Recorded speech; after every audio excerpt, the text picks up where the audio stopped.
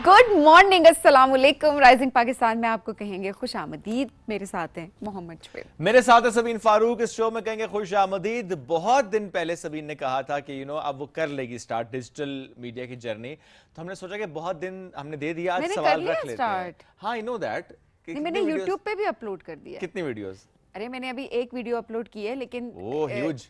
मतलब it's a good start ना। अभी तो इंशाल्लाह मेरी कोशिश ये है कि आज मैंने अपने मेरे कुछ इक्विपमेंट की चीजें रहती थी, अब क्या रह गया? उसको सेट।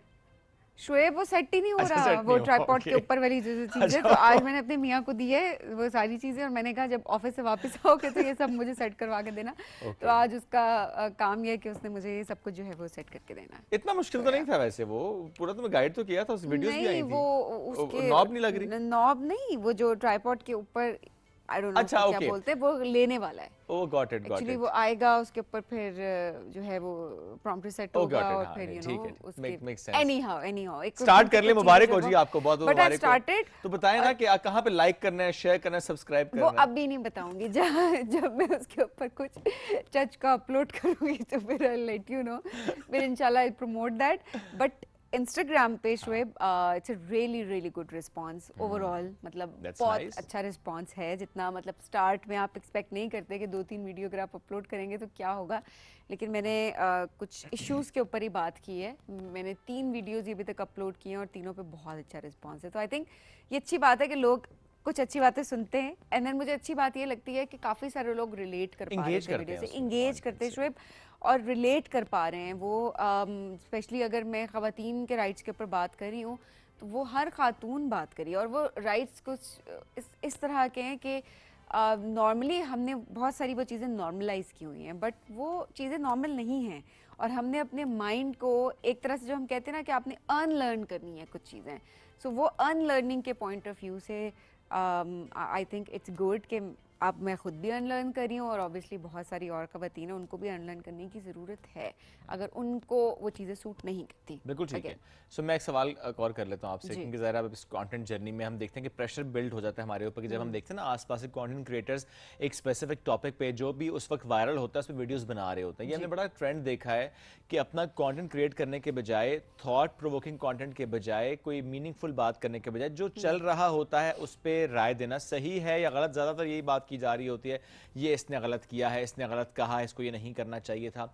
ये कंटेंट हमने ज़्यादा देखा है। तो इसलिए मैं सवाल करूं सबीन से कि क्या आपने कुछ बाउंड्रीज इस मामले में सेट रखे हैं? अच्छा, वो किसी की शादी हुई है, शादी नहीं चल रही है, अब तलाक होने वाली है, फिर सुलह हो गई है, एक बात हुई है, दूसरी बात हुई, इस पे कुछ कंटेंट बनाएंगे बिकॉज व्यूज आ रहे हैं लोगों के इस पे? बिल्कुल नहीं। That's आपने very कभी good। मुझे नहीं देखा होगा, Yes। इतने सालों से आप मुझे जानते हैं, इतने व्यूअर्स जानते हैं, इंस्टाग्राम पे फॉलो करते हैं। I never done that. कभी किसी प्रेशर में ना मैंने कोई स्टेटस लगाया ऐसा ना, बिकॉज मुझे ऐसा लगता है कि ऐसे लोग जो कि अटेंशन सीकिंग के लिए अपने घर की बातें आके आपको इंस्टाग्राम पे बता रहे होते हैं, और अपने घर के इश्यूज़ के, अब उनकी सुलह होगी बेगम से या अब मियाँ से, या अब जो है उनकी तलाक हो गई है, ये घर में लड़ाई हो गई है, ये हो गया है, ये ड्रामा चल रहा है, वो ड्रामा चल रहा है। सो उन लोगों को मैं उनके बारे में नेगेटिव बात भी नहीं करती, क्योंकि मुझे लगता है कि उनको इतना नोटिस ही नहीं करना चाहिए कि उनके बारे में आप या पॉजिटिव बात की या नेगेटिव बात करें। आपको उनके बारे में बात ही नहीं करनी चाहिए, आपको सोचना ही नहीं चाहिए, बिकॉज रियल इश्यूज हैं जो कि एग्जिस्ट कर रहे हैं आपकी सोसाइटी में, आपको उनको फोकस कर कर चलना चाहिए। तो ये प्रेशर जब लेना शुरू कर दिया ना, तो उसके बाद फिर जिनके बारे में हम बात करते हैं शुएब, उनमें हम में क्या फ़र्क रह गया? हम उनको डिस्कस करें या हम उन जैसी बातें आकर डिस्कस करें? What's the difference? सादी सी बात है, be the change you want to see around, इसको हम बहुत ज़्यादा दोहराते भी हैं। हम अक्सर ये देख रहे होते हैं ऐसे कंटेंट में लोग तनकीद कर रहे होते हैं, कमेंट्स कर रहे होते हैं, शेयर करते हैं, उस पर कंटेंट बना रहे होते हैं, मीम्स बन रही होती हैं। सो बड़ा अच्छा सबीना आपने कहा कि ऐसा कोई भी कंटेंट हो या ऐसा कोई भी मामला हो तो प्लीज़ उसको बिल्कुल अननोटिस करें। मैं तो इस बारे में इतना सीरियस हो गया हूँ कि मुझे लगे कि मेरे फॉलोअर्स में या मेरे कॉन्टेक्ट लिस्ट में, फेसबुक पे मेरे फ्रेंड्स में कोई उस पर ज़्यादा बात कर रहा है, may it be in any way positive negative, because मैं नहीं देखना चाहता वो कंटेंट। मुझे लगता है कि मेरी मेंटल हेल्थ बहुत इंपॉर्टेंट है और मुझे नहीं चाहिए ऐसा कोई भी टॉक्सिक कंटेंट अराउंड मी। मैंने अनफ्रेंड करने का ऑप्शन भी अवेल कर लिया, मैंने ब्लॉक भी कर दिया, मैंने कंटेंट बिल्कुल मैं उस पर जाके रिपोर्ट करता हूँ कि I don't want to see this content. ये बड़ा ज़रूरी है कि हम इसको जाके भी रिपोर्ट करें उन प्लेटफॉर्म्स पे कि हमें नहीं देखना ये कंटेंट, क्योंकि इस तमाम कंटेंट की हम जब देखते हैं ना व्यूअरशिप, तो उसमें भले नीचे बैशिंग हो रही हो, बट व्यूज़ आ रहे होते हैं। और उसके बाद क्या होता है, वो जी इनके तो बड़े व्यूज़ हैं, ये तो बड़े मशहूर हैं। मशहूर होना इट्स नॉट इनफ। आप किस तरह से मशहूर हैं ये मैटर कर रहा होता है। आपका पोर्टफोलियो कैसा है, आप क्या बात करते हैं, क्या गुफ्तगू करते हैं, किस प्लेटफॉर्म से किस तरह से बात करें, कितना इम्पैक्ट क्रिएट करें, ये मैटर कर रहा होता है। सिर्फ 2 million views, 3 million views of a stupid and clueless content is not something जो आपका कि हमें नाम है या बात आपका करनी चाहिए। या आप बदनाम है, इन दो चीज़ों में फ़र्क है। नाम Yes. होना चाहिए, आपकी बदनामी नहीं होनी चाहिए कि हर घर में अगर कोई बैठ के आपको डिस्कस कर रहा है तो वो नेगेटिव वे में डिस्कस ना कर रहा हो, एक पॉजिटिव वे में कि आपने कोई इम्पैक्ट क्रिएट किया है। ऐसा नहीं है कि आप अपनी बेडरूम स्टोरीज आके बता रहे हैं, आप अपने घर की बातें आके बता रहे हैं, आप अपनी लड़ाइयाँ बता रहे हैं आके। आई मीन मैं हैरान उन रिपोर्टर्स पे हूँ जो रिपोर्टर्स जाके घर जा जाके इंटरव्यूज ले रहे हैं। अरे मैं सलीम, बुला हैरान के हूँ। आप कुछ मॉर्निंग शोज मैंने देखे हैं, कुछ पॉडकास्ट मैंने देखे हैं, Really? बुला बुला के उनसे बातें कर रहे हैं फिर और मैं ऐसे ऐसे सवाल कर रहे हैं। आई मीन इतनी इतनी घटिया गुफ्तगू और हो वो रही जवाब है भी दे रहे हैं। और वो जवाब भी दे रहे हैं। एक तो मैं सवाल करने वाले पे भी मेरा सवाल है कि आप ऐसा सवाल कर क्यों रहे हैं, और फिर जवाब देने वाले पे भी उफ है कि आप ऐसा जवाब, खैर उस पर क्या ही उफ करूं, वो तो ऐसे लोग हैं जो कि मैं फिर बात कहती हूँ इस कि तरह से जो करते हैं। ऐसे लोग इंटरव्यूज लेते हैं, कवरेज देते हैं इन तरह के लोगों को, उनको भी हमें रिपोर्ट करना चाहिए। एब्सोल्युटली। ना कि ये कि जो जिसका इंटरव्यू लिया जा रहा है, बल्कि जो इंटरव्यू ले रहा है, इंटरव्यूअर जो है, ये जो पॉडकास्टर्स हैं, इनको भी हमें, या ये जो प्लेटफॉर्म्स अपने चला रहे हैं, इनकी भी अगर बात करें तो हमें बहुत इम्पॉर्टेंट है हमारे लिए कि हम इनको रिपोर्ट करें सो दैट हमें मीनिंगफुल कंटेंट मिले। सो एनी हाउ शुएब, आपने बड़ा अच्छा आज ये टॉपिक वैसे पिक किया, बिकॉज कल ही वो वीडियोस कुछ मैं देख रही थी और मैं स्क्रॉल करूँ, मेरे सामने आए, मैं स्क्रॉल करूँ, बिकॉज बहुत ज्यादा आना मेरा, शुरू हो गई है, और आप देखें कहीं ना कहीं जब इतनी ज़्यादा एक चीज़ आ रही है ना तो एल्गोरिदम ऑटोमेटिकली सेट सेट हो जाता है, आप उसको देख रहे हैं या नहीं देख रहे, वो पुश करता है ऐसे कंटेंट को। क्योंकि वो कंटेंट आ रहा है आपके सामने। क्यों? क्योंकि हम देख रहे हैं वो कंटेंट। ऐसा ही है, बिकॉज वो हैशटैग्स यूज हो रहे हैं। Exactly. वो हर प्लेटफॉर्म उस पर बात कर रहा है। तो प्लीज प्लीज ये हम कंज्यूमर के पर्सपेक्टिव से बात करें, क्योंकि आप कंटेंट कंज्यूम कर रहे होते हैं, उसका आप पे एक इम्पैक्ट आ रहा होता है, रिलीजियसली, सोशली, मॉरली, एथिकली, किसी लिहाज से दुरुस्त नहीं होता कि आप इस तरह से किसी के सामने बैठ के भी स्पाउस से मुताल्लिक ऐसी गुफ्तगू करें, चाहे आप शादी के रिश्ते में हैं, चाहे रिश्ते से निकल रहे हैं, चाहे निकल चुके हैं, किसी भी सूरत में ये नहीं होना चाहिए। मर्द और औरत यानी मियाँ और बीवी के रिश्ते में एक दूसरे का पर्दा कहा गया है, वो चाहे उस रिश्ते के अंदर हैं, चाहे उस रिश्ते से निकल कर हैं, ये पर्दा रखना ज़रूरी है। ये जो हमने लाइंस क्रॉस कर दी है ना, ये बहुत गलत हुआ है। इसमें बड़ा ज़रूरी है कि हम सब मिलकर बड़े तरीके से ही सही समझाएं ज़रूर। अगर कोई समझ सकता है, कोई नहीं समझ सकता तो फिर सादी सी बात है कि उसे ब्लॉक करें, इग्नोर करें। मैं तो कहूँगा कि बिल्कुल महसूस ये कराएं कि वो एग्जिस्ट ही नहीं करते, क्योंकि उनकी वजह से इस माशरे में बहुत बिगाड़ पैदा हो रहा है। आप ये देखें ना, जब भी आप इस तरह का कंटेंट देखते हैं तो आपके अंदर भी ऐसी कोई चीज़ हो तो आप समहाउ शेयर हो जाती है आपसे, क्योंकि आपको लगता है वो नॉर्मल है। सो जो न्यू नॉर्मल हमने क्रिएट करना शुरू कर दिया ना कि अच्छा ये गुफ्तगू हो सकती है और ये बात हो सकती है, नो, जो लाइंस हैं वो हमें बहरहाल ड्रॉ करनी है। मैं ये नहीं कहूँगा कि बहुत रिजिडिटी के साथ, लेकिन अदरवाइज जो लाइंस हैं वो लाइंस हैं, वो ड्रॉ की हुई हैं। Let's stick to those lines और अपने रास्तों को सही तयन करते हुए रिस्पेक्ट के साथ आगे गुजरे हैं। आपकी ज़िंदगी में कुछ आप डाउन साइड आई है, कोई मसला हुआ है, there is always a decent way of fixing that situation. हल किया जाता है या उससे निकला जाता है, उसमें ऐसी गुफ्तगू नहीं की जाती या पर्दा रखा जाता है। आपका मजहब आपको ये सिखाता है, जब आप मज़हब की बात करते हैं हर चीज़ में, तो प्लीज़ मज़हब को इन चीज़ों में भी लाया करें कि आपका मज़हब क्या कहता है इस हवाले से।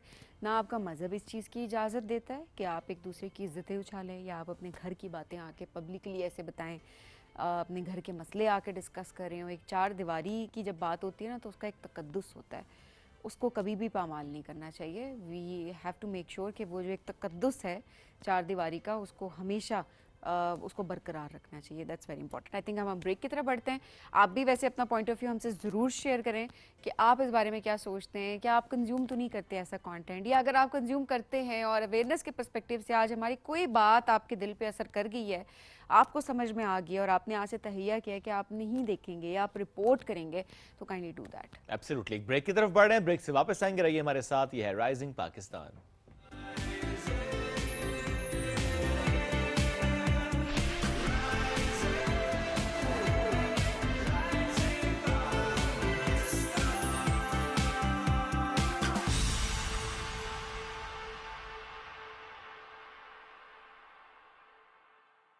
अब ड्यू है तो शुरू है।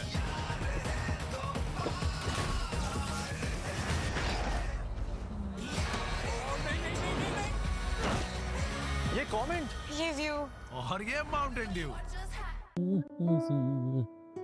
सिर्फ एक कप? खुद ही तो महंगाई लगे रहते हो, मैंने सोचा थोड़ी बचत कर लूं। मतलब 2 लोग एक ही कप में पिएंगे? नहीं, आप देखेंगे।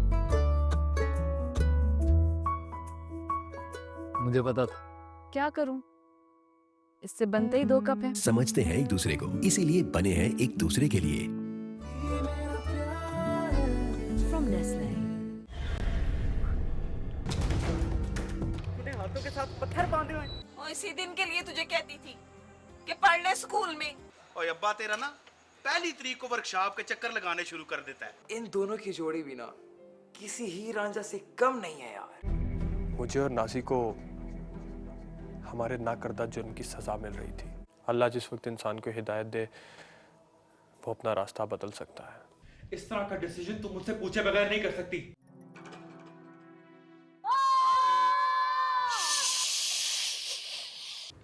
इनको बताया कि क्यों किया तुमने ऐसा? ये घर है या यतीम खाना? ये तो मुझे शक्ल से ही मशकूक लग रहा है। चौधरी साहब, खुदा का खौफ नहीं है आपको? कभी ना कभी तो चौधरी साहब को भी पता चल जाएगा। वो वहीं जाएगी जो उसकी जगह है।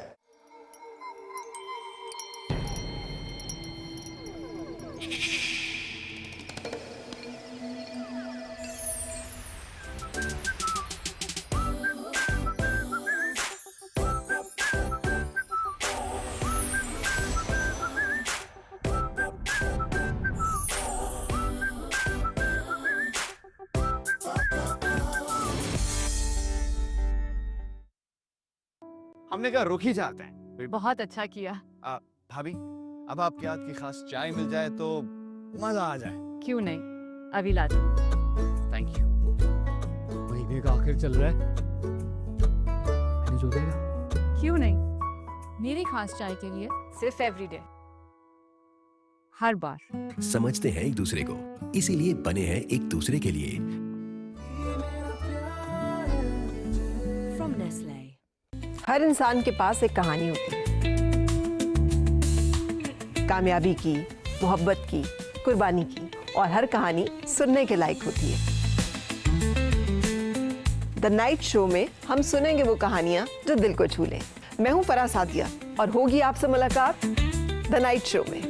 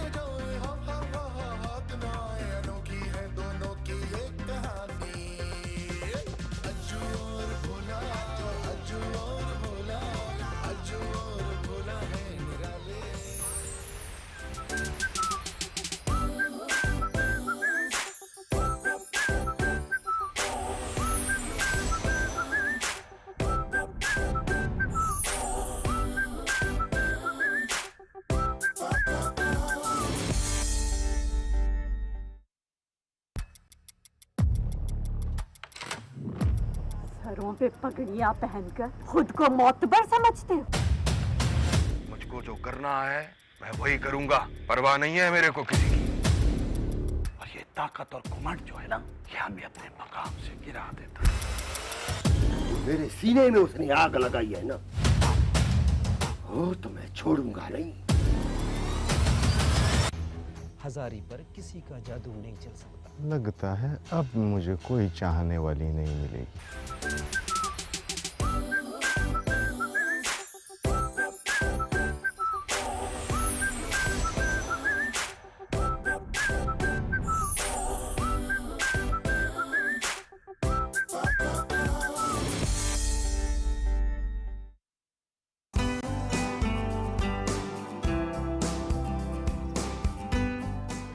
नई सुबह, नए चेहरों, नए अंदाज के साथ।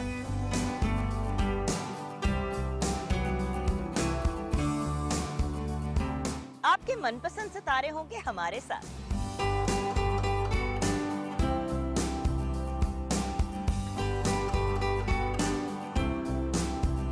ढेरों खुशियों के साथ करेंगे हल्ला गुल्ला, मस्ती और मजाक। मेरी होगी आपसे एक बार फिर मुलाकात, आपके मेरे पीटीवी होम पर।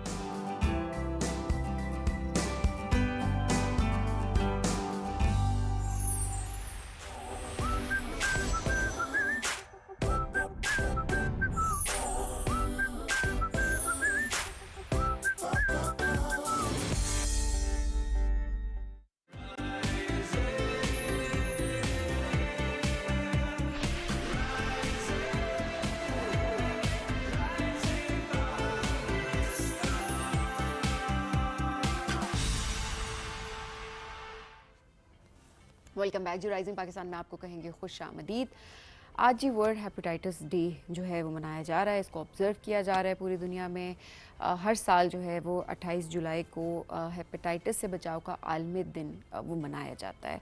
अच्छा, अब बहुत सारे लोगों को ज़ाहिर है इस बात की अवेयरनेस नहीं है कि क्योंकि होता है ना, हम कहते हैं हेपेटाइटिस हो गया तो बस हो गया, लेकिन ये नहीं पता कि जब अर्ली डायग्नोज हो जाए तो उसका इलाज मुमकिन है। हेपेटाइटिस बी का भी मुमकिन है और हेपेटाइटिस सी का कंप्लीट जो इलाज है वो मुमकिन हो सकता है, लेकिन उसके लिए क्या है, अर्ली डायग्नोसिस और अवेयरनेस बहुत ज़्यादा इम्पॉर्टेंट है। क्या सिम्टम्स होते हैं इसके, कैसे पता चलता है, कैसे हम अपने ऑर्गन्स को डैमेज होने से बचा सकते हैं, आज इस हवाले से तो हम बात करेंगे ही करेंगे। एट द सेम टाइम जो इस साल का जो मौजू है वो भी hepatitis let's break it down, ये इससे मनाया जा रहा है। और इसमें जाहिर सी बात है, जिस तरह हम टाइटल में एक मोटिवेशन देख रहे हैं, उसके हवाले से काफ़ी सारे अहदाफ जो हैं वो सेट कर दिए गए हैं 2030 तक के, कि कैसे कैसे हमने किन किन चीज़ों में कमी लाने की हमें ज़रूरत है, बेहतरी की ज़रूरत है हेपेटाइटिस के हवाले से। जो कुछ हम फैक्ट्स जो है वो आपके स्टार्ट्स जो है आपके सामने रखने की कोशिश करेंगे। अच्छा, जो नया हदफ मुकर्रर किया गया है उसके मुताबिक नए इन्फेक्शंस में 90% जो है वो कमी, सालाना अमवात में 65% कमी, मुतासरा अफराद में 90% जो है वो डायग्नोसिस, 80% मरीज़ों को इलाज की फराहमी और हेपेटाइटिस बी की वैक्सीनेशन, ख़ुसूसन जो न्यू बॉर्न बच्चे होते हैं उनकी या जो नौज़ायदा बच्चे होते हैं उनकी बर्थडेज से पहले पहले जो है उनको लगा देनी चाहिए। इस हवाले से जो अहदाफ सेट किया गया है। और जो 90% ऑब्वियसली उसमें यह है कि उनको हमने वैक्सीनेशन जो है वो प्रोवाइड कर देनी है। सो एनी हाउ ये कुछ अहदाफ हैं, कुछ गोल्स हैं जो कि सेट कर दिए गए हैं, लेकिन इनको कैसे अचीव किया जा सकता है, इसके लिए अवेयरनेस होना बहुत इंपॉर्टेंट है। इदारे तो काम कर रहे होते हैं, डॉक्टर्स अपनी जगह काम कर रहे हैं, लेकिन हमें खुद एज एन इंडिविजुअल हमारी क्या जिम्मेदारियां हैं, उस हवाले से आज हम बात बिल्कुल इन अहदाफ को हासिल करने के लिए जो सस्टेनेबल अप्रोच है वो कैसे हमें डेवलप करनी है, इस पर हमें आज बात भी करनी है। इसके अलावा जब हम हेपेटाइटिस की डिफरेंट टाइप्स की बात कर रहे होते हैं तो हमने देखा है कि मोस्टली इसका इल्म तब होता है, of course depending on the type and condition, जब सिरोसिस यानी लिवर डैमेज या कैंसर की तरफ बढ़ चुका होता है मामला, तब जाके मालूम हो रहा होता है कि हेपेटाइटिस था। अगर जो स्टैट्स की बात करें, सभी ने आपने बड़े डिटेल से बताया कि जो अहदाफ मुकर्रर किए गए हैं, क्योंकि देखें इस वक्त भी दुनिया में तकरीबन 30 करोड़ से ज़ायद अफराद ऐसे हैं जो कि दायमी हेपेटाइटिस यानी बी और सी के साथ ज़िंदगी गुजार रहे हैं।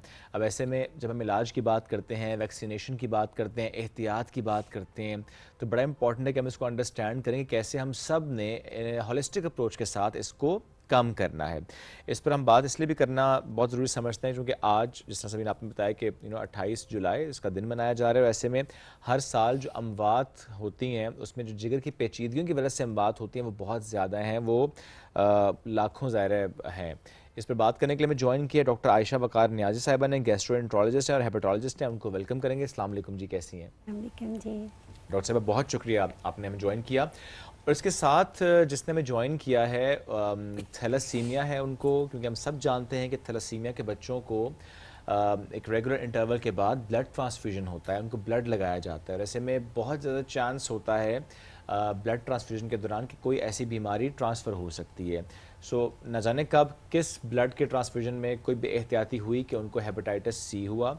अभी उनका ट्रीटमेंट स्टार्ट हो रहा है, तो हम ज़रा उनसे भी पूछेंगे। एक तो ज़रा having a life with thalassemia, उसके साथ वो ब्लड ट्रांसफ्यूजन, उसकी अपनी पेचीदगियाँ, और ऊपर से एक और ये स्ट्रेस का एलिमेंट आ जाना कि ना इस हेपेटाइटिस सी, तो जो डर खौफ हो जाता है, उससे मुतालिक भी बात करेंगे। प्लस ये कि वो जो अपने आप को बड़ा उन्होंने हौसला दिया है कि नहीं फाइट कर रही है, सबसे बड़ी बात ये मोटिवेशन रखेंगे, कैसे अपना इलाज करवा रही है, ये नहीं सोच रही कि अच्छा थैलेसीमिया भी है और अब हेपेटाइटिस भी हो गया तो मैं किस तरह से ज़िंदगी गुजारूंगी, किस तरह से वो मोटिवेटेड है, हिम्मत रखी है और कैसे अपने इलाज को आगे जो है वो मुमकिन बना। एब्सोल्युटली। अरीज वसीम ने हमें ज्वाइन किया, उनको वेलकम करेंगे। अस्सलाम वालेकुम अरीज, कैसी हैं? वालेकुम अस्सलाम, अल्हम्दुलिल्लाह ठीक है, आप सुनाएं? अल्हम्दुलिल्लाह। अरीज क्या एज है आपकी? मेरी 17 इयर्स। और आपको कब से, आप ज़्यादा थैलेसीमिया तो बचपन से था, कितने सालों से आपको ब्लड लग रहा है?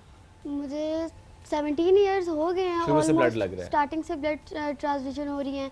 तो पहले तो इतना पता नहीं था, मैं ख़ुद को बड़ा वो बहुत नॉर्मल बच्चों से जैसा नहीं फील करती थी कि एवरेज मैं बीमार हूँ, मैं खेल नहीं सकती, मैं ज़्यादा काम जैसे कि बच्चे नॉर्मल खेल रहे होते हैं, तो मुझे सब इस चीज़ से मना करते थे कि भागो नहीं। लेकिन अब जब मैंने थोड़ा सा होश संभाला है तो एवरेज कि यार ये चलता है और इसके साथ ज़िंदगी है, और जाहिर सी बात है ब्लड लगेगा तो ज़िंदगी चलेगी, और अब मैं इसको इतना हाई भी नहीं करती अपने ऊपर। और ये कब मालूम हुआ कि आपको हेपेटाइटिस हुआ है? हेपेटाइटिस अभी पता चला है, न्यूली 1 मंथ हुआ है, टेस्ट हुआ था मेरा, तो उसमें मुझे पता चला था कि हेपेटाइटिस सी है। तो कोई सिम्टम्स डेवलप हुए थे या रूटीन का टेस्ट हुआ था? रूटीन का टेस्ट हुआ था। वो 5 मंथ्स बाद पूरे कम्प्लीटली बॉडी के टेस्ट वो करते हैं, तो उसमें पता चला था। ब्लड ट्रांसफ्यूजन आप किसी स्पेसिफिक इदारे से आपका हो रहा होता है? मेरा रावलपिंडी में पाथवेल है, वहाँ से हो रहा है, और JSF है, वहाँ से हो रहा है। मल्टीपल इदारों से, ज़ाहिर है पता नहीं चल रहा होता कि किस तरह से। एंड यू नेवर नो, हो सकता है हम ये सोच रहे हो कि ब्लड ट्रांसफ्यूजन से हुआ और रीज़न कोई और हो, यू नेवर नो। ये तो ज़रा वैसे एक बात करें। डॉक्टर साहब, आप चूँकि ज़रा हेपेटाइटिस का दिन आज मनाया जा रहा है, उस पर ज़रा बात करना बड़ा इंपॉर्टेंट है। तो लेट्स स्टार्ट विद दिस की जो टाइप्स हैं, बिकॉज नॉर्मली हम बात करते हैं सी की ज़्यादा बात करते हैं और पी की भी बात हो रही होती है। हेपेटाइटिस की अक़साम कौन कौन सी हैं? हेपेटाइटिस को हम 2 ब्रॉड ग्रुप्स में डिवाइड करते हैं। एक तो वो है जो हेपेटाइटिस ए और ई है। हेपेटाइटिस ए और ई आम सेल्फ लिमिटिंग वायरस है जिसको पीला यरकान लोग कहते हैं। ये अमूमन कंटामिनेटेड फूड से, खाने पीने से ट्रांसफ़र हो जाता है, और ये 2 to 4 वीक्स में 90% लोगों में 100% रिकवरी भी देता है। इसमें कॉमन सिम्टम्स में बुखार, यरकान, पेट में दर्द और उल्टियाँ होती हैं। दूसरा जो हेपेटाइटिस है जो ज़्यादा ड्रेडली है वो हेपेटाइटिस बी और सी है। इनको हम एज अ ग्रुप डिवाइड करते हैं। इसको लोग काला यरकान कहते हैं। इसकी ख़तरनाक बात यह है कि ये कई लोगों में आपको एक्यूट हेपेटाइटिस के सिम्टम्स दिए बग़ैर क्रॉनिक में चला जाता है, और आपको उस वक्त पता चलता है जैसे इन्होंने रूटीन टेस्ट करवाए। इसी तरह वो लोग जो ब्लड लगवाते हैं, डायलिसिस पेशेंट्स हैं, वो बस रूटीन टेस्टिंग हुई। कई दफ़ा स्कूल कॉलेजेस के बच्चे आते हैं कि हमारे कॉलेज में ब्लड कैंप लगा, हम डोनेट करने गए तो हमें मालूम हुआ। तो इसलिए हम इनकी 2 ग्रुप्स कर लेते हैं, एक एक्यूट हेपेटाइटिस और एक क्रॉनिक हेपेटाइटिस। क्रॉनिक वालों को हो सकता है कि यरकान एक्यूट ना हो और वो सीधा क्रॉनिक में चले जाए, और ये भी हो सकता है कि जो हेपेटाइटिस बी है वो आपको बिल्कुल एक टिपिकल एक्यूट हेपेटाइटिस की प्रेजेंटेशन दे और बॉडी में से ख़त्म हो जाए, लेकिन स्टिल 10 to 20% लोग क्रॉनिक डेवलप कर लेते हैं। तो बी और सी इस लिहाज से थोड़े डेडली वायरस हैं। हेपेटाइटिस सी के सिम्टम्स क्या हैं, अर्ली सिम्टम्स, जिससे आपको पता लगे कि मुझे टेस्ट करवा लेना चाहिए? कि एक्यूट अगर है तो हम टेस्ट करा लें। हाँ, अनफॉर्चुनेटली एक्यूट हेपेटाइटिस सी हमारे पास बहुत कम आता है। 80% लोगों को ना यरकान ना बुखार, ये हो सकता है उनको जैसे एक फीवरिश फीलिंग हो, एक फ्लू लाइक इलनेस हो, और वो खुद ही से ठीक हो जाए 10-15 डेज़ में, एंड वो डॉक्टर के पास जाए ही ना, और जैसे बाद में टेस्ट करवाएं किसी और मकसद के लिए, जॉब्स के लिए, रूटीन किसी को डोनेट करने के लिए, तो उनको पता चले। तो सी के एक्यूट सिम्टम्स हार्डली 10 से 15% लोगों को होते हैं। 85% डेवलप क्रॉनिक हेपेटाइटिस। ओके, आप चूँकि अरीज को तो इस वक्त एक्यूट हेपेटाइटिस सी है, राइट? ये कहना बहुत मुश्किल है कि ये एक्यूट है या क्रॉनिक है। जी जी जी जी जी, ये तो टेस्ट हुआ ना।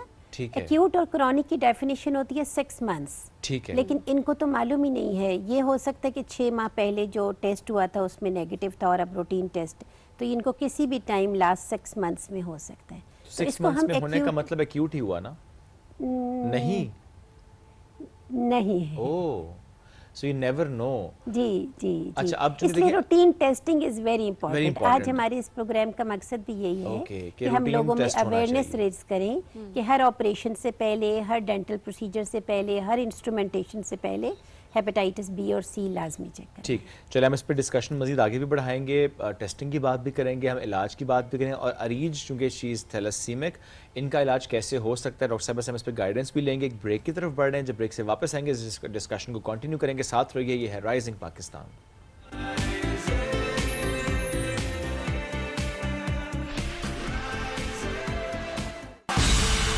ये तो बिल्कुल एक मिथ है, बल्कि हमें इसको ये स्टिग्मा नहीं बनाना चाहिए। अभी तक ये होता है कि लोगों में जिसको यरकान हो उसके बर्तन अलग कर दिए जाते हैं, ये बात बिल्कुल गलत है। जो सबसे अहम है हेपेटाइटिस बी और सी के लिए वो है ब्लड और ब्लड प्रोडक्ट्स। अगर वो स्क्रीन नहीं है एडिक्वेटली, या माँ से बच्चे को, या फिर जो इम्प्रॉपरली स्टेरिलाइज्ड आपके इक्विपमेंट्स हैं, ऑपरेशन थिएटर के, प्रोसीजर्स के, डेंटल के, सैलून्स के, जी सैलून्स के, ये भी बड़ी इंपॉर्टेंट है कि मैनीक्योर पेडिक्योर के लिए जाया जाता है और कभी ये नहीं देखा जाता कि वो किट डिस्पोजेबल है या नहीं है, उसको स्टेरिलाइज किया हुआ है नहीं किया हुआ। जी, तो जो इंस्ट्रूमेंट ज़ाहिरी बात है महंगे हैं, वो तो प्रॉपरली स्टेरिलाइज किए जाते हैं, इसके लिए हर हॉस्पिटल के प्रोटोकॉल्स हैं। और बाकी जो डिस्पोजेबल हैं, जो वन टाइम यूज़ किए जा सकते हैं, वो हम सबको इंसिस्ट करना चाहिए कि ड्यूरिंग प्रोसीजर हमें वन टाइम इस्तेमाल वाले इंस्ट्रूमेंट्स पे, सैलून्स वगैरह पे इंसिस्ट करना चाहिए। ओके, आपने जो कि ब्रेक पर जाने से पहले भी एक बात की कि हमें स्क्रीनिंग पे ज़्यादा काम करना है। जी। अब ऐसे में देखिए हमारा तो रुझान ही नहीं है स्क्रीनिंग का, हम तो तब टेस्ट करवाते हैं जब रिक्वायर्ड होता है, either for a medical procedure या कोई सिम्टम डेवलप हो तो। वैसे तो सिम्टम पे भी हम डिले कर रहे होते हैं कि नहीं खुद ही ठीक हो जाएगा। सो क्या ये एक फिजिबल सजेशन है, सस्टेनेबल सजेशन है स्क्रीनिंग की?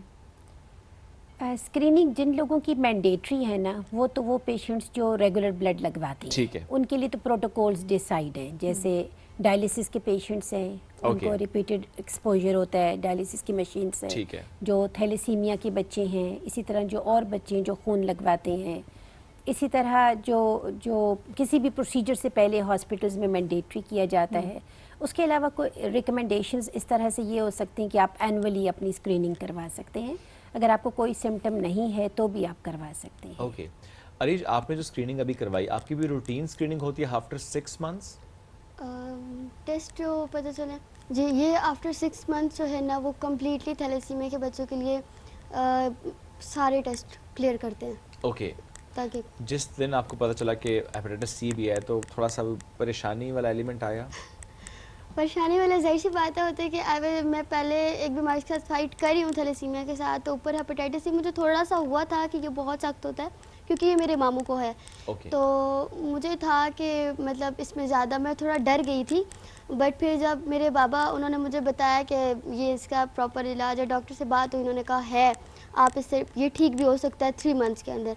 तो फिर मैंने कहा कि ठीक है, इतनी नॉर्मल है। वो मेरी जब कंप्लीट टेस्ट हुए थे, फ्रेंड्स भी डर गई थी, उनको भी किसी को था। तो डर तो जाहिर सी बात है, जब एक डिजीज़ आपके अंदर इन्वॉल्व होती है तो डर लगता है मुझे। क्योंकि आपको ज़्यादा डर ये होता है ना कि आपकी इम्यूनिटी वीक है, उस पर्सपेक्टिव से भी आप काफ़ी डर जाते हैं। और जिन इदारों से आपको ब्लड लग रहा था, बिकॉज लास्टली जहाँ से भी लगा होगा, कि आपने उनको भी रिपोर्ट की कि इसलिए भी ज़्यादा ज़रूरी है कि देखिए कहीं ना कहीं बेएहतियाती तो हुई है ना, हो सकता है वहीं से हुई और हो सकता है कहीं और से भी हुई हो, बट क्या रिपोर्ट भी किया आपने उनको? जी। ओके, अब इंशाल्लाह ये है कि बेसिकली मुझे कोई फील भी नहीं था, ना कुछ पता था, बस नॉर्मल रूटीन टेस्ट हुए हैं और एकदम से ये, और HB लेवल्स वगैरह हमारे जो हुए हैं वो हर 15 डेज़ बाद हमारा होता है। HB, white cell, red blood cells, ये सारा। ओके, डॉक्टर साहब आप ज़रा एक तो ज़रा ब्लड ट्रांसफ्यूजन हम देखते हैं कि बड़ी कॉज हो सकती है, बट स्टिल ज़रा और कॉजेज़ जिस पर आपने बात की है, थैलासीमिया के बच्चों को और मज़ीद क्या एहतियात करनी चाहिए? देखिए ऑलरेडी जहाँ से वो लगवा रहे हैं, हम तो यही सुनते हैं कि जिस इदारे की बात आप करेंगी वो कहेंगे नहीं हम तो प्रॉपर्ली स्क्रीन ब्लड लगाते हैं, कोई भी ये नहीं कहेगा कि हम स्क्रीन ब्लड नहीं लगाते, लेकिन कहीं ना कहीं तो बेहतियाती हो रही है ना फिर ब्लड ट्रांसफ्यूजन में। जी, अब तो 1990 के बाद से पाकिस्तान में जितने भी ब्लड ट्रांसफ्यूज़ किए जा रहे हैं, उनकी पंजाब गवर्नमेंट और फेडरल लेवल पे टोटल हेपेटाइटिस बी और सी की स्क्रीनिंग होती है। Still there is a very small chance के पेशेंट विंडो पीरियड में हो, डायग्नोज ना हो सका हो, अभी उसकी एंटीबॉडी ना डेवलप हुई हो। अच्छा, जी ओके। जी जी, तो ऐसा तो फिर भी हमारे पास इस तरह के बीच में पेशेंट्स आ जाते हैं। उसके अलावा ये कि जैसे इन्होंने कहा सैलून पे लोग जाते हैं, उसके अलावा कोई डेंटल प्रोसीजर्स कराते हैं, ब्लड सैंपल्स देते हैं, तो कंटेमिनेटेड सिरेंजेस हो सकती हैं। It can be anything other than blood transfusions. Even close घरों में, जैसे इन्होंने कहा इनके मामू को भी है, तो घरों के अंदर भी मैकेनिज़्म है कि जैसे हमें एग्जैक्ट नहीं पता कि इंटर पर्सनल घर के अंदर भी लोगों को कैसे ट्रांसफ़र हो सकता है। इसके बारे में बात कीजिए मॉस्किटो बाइट्स और ये वो, लेकिन वो ऐसा कोई ख़ास प्रूवन नहीं है। ओके अच्छा डॉक्टर साहिबा, हेपेटाइटिस सी कैंसर में कब तब्दील हो सकता है? जनरली अगर किसी को हेपेटाइटिस सी डायग्नोज होता है तो हम ये देखते हैं कि अब उसका डिग्री ऑफ लिवर डैमेज कितना है। अब हमें टाइम फ्रेम तो नहीं मालूम, फॉर एग्जांपल अरीज को कब ये हेप सी लगा। इट कैन बी, क्योंकि 6 माह पहले टेस्ट हुआ था तो हम कह तो सकते हैं कि 6 माह के अंदर अंदर। ठीक है। तो जनरली जो लिवर के अंदर ये इन्फ्लेमेशन पैदा करता है, सोजिश पैदा करता है, वो तकरीबन 10 से 15 साल में ना वो लिवर फाइब्रोसिस में चेंज हो जाती है। और लिवर की ये जो इन्फ्लेमेशन और फाइब्रोसिस है, it leads to cirrhosis over next 10 years. तो एवरेज 10 से 20 साल का एक टाइम लगता है जिसमें आपका लिवर सिरोसिस में चेंज हो जाता है। अच्छा, लिवर जब सिरोसिस स्टार्ट हो जाए तो फिर चाहे हेपेटाइटिस बी और सी ख़त्म भी हो जाएं, सिरोसिस इट्सेल्फ जो है वो एक प्री कैंसरस कंडीशन है, वो कंटिन्यू रहती है। जी जी जी, तो इसलिए हम हर 6 माह के बाद जिन लोगों को सिरोसिस हो उनका अल्ट्रासाउंड या blood test for liver cancer screening, जिसको अल्फा फीटोप्रोटीन कहते हैं, वो हम करवाते हैं। सिरोसिस का इलाज मुमकिन है कि कैंसर से बचाया जा सकता हो? सिरोसिस के पेशेंट्स में हम कॉम्प्लिकेशंस को मैनेज करते हैं। अगर वायरस खुद मौजूद हो तो उसका इलाज करते हैं कि प्रोग्रेशन थोड़ी स्लो हो जाए। जी जी, अगर आप वायरस को आज भी ख़त्म कर दें, इवन हेपेटाइटिस बी में तो अगर आपका PCR नेगेटिव है लेकिन अगर लिवर सिरोसिस है और आपकी ब्लड में एंटीबॉडी पॉजिटिव है, फिर भी आप एंटीवायरल दिए रखते हैं, क्योंकि हेपेटाइटिस बी ज़्यादा डेडली है। वो DNA वायरस है, वो हमारी बॉडी के अंदर इनकॉर्पोरेट हो सकता है। तो ऐसा मुमकिन है कि PCR नेगेटिव हो मगर वो हेपेटोसाइट्स के अंदर मौजूद हो और वो चलता रहे। तो ऐसे पेशेंट्स को सिरोसिस में अगर हेपेटाइटिस बी एलाइजा से पॉजिटिव आए तो हम एंटीवायरल दिए रखते हैं। तो सिरोसिस का फिर प्रॉब्लम ये होता है कि इसकी कॉम्प्लिकेशंस हैं, खून की उल्टी आना, पेट में पानी पड़ जाना, पाँव पे स्वेलिंग आ जाना। तो हम कॉम्प्लिकेशंस को मैनेज करते हैं।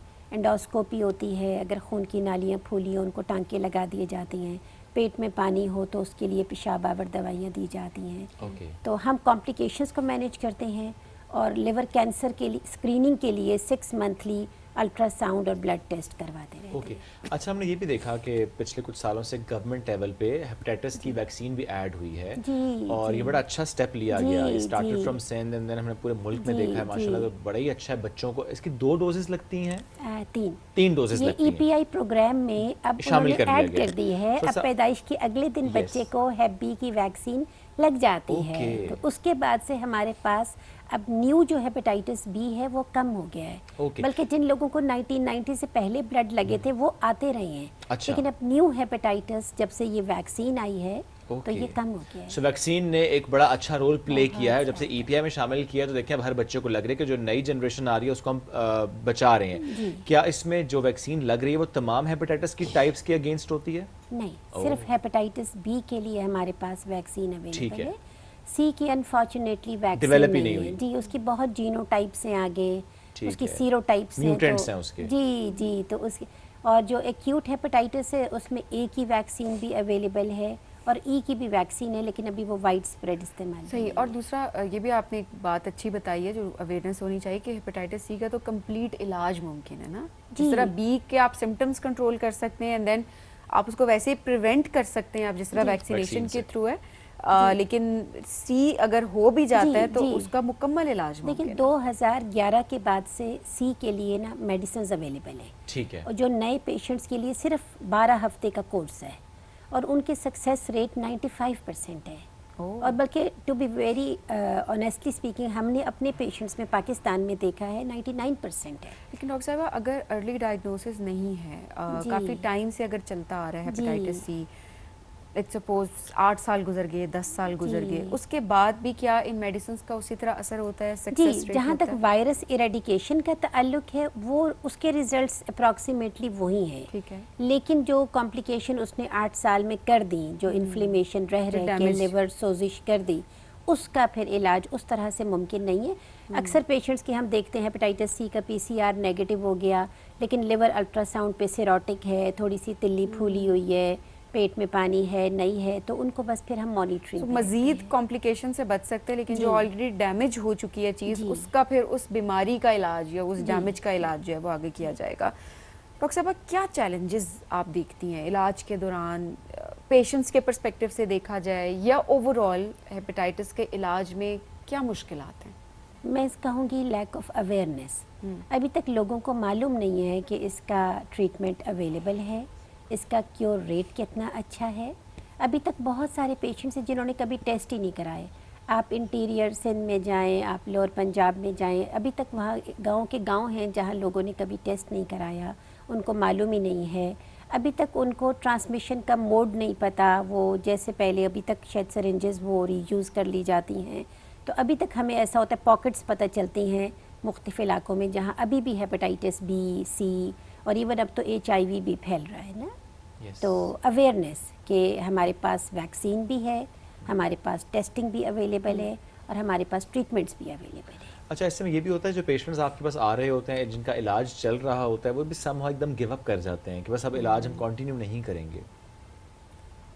जी, इसमें लोग जो है ना, वो चूँकि स्टिग्मा है ना, किसी की शादी है, लोग बात छुपाते भी हैं। अभी तक हमारे लोग जो है ना वो बीमारियों को स्टिग्मेटाइज करते हैं। देखिए, बीमार होने में तो आपका कसूर नहीं होता। सही बात है। तो लोग छुपाते हैं, ट्रीटमेंट्स डिले करते हैं, ट्रीटमेंट की वजह से जो प्रॉब्लम्स आते हैं उनसे डरते हैं।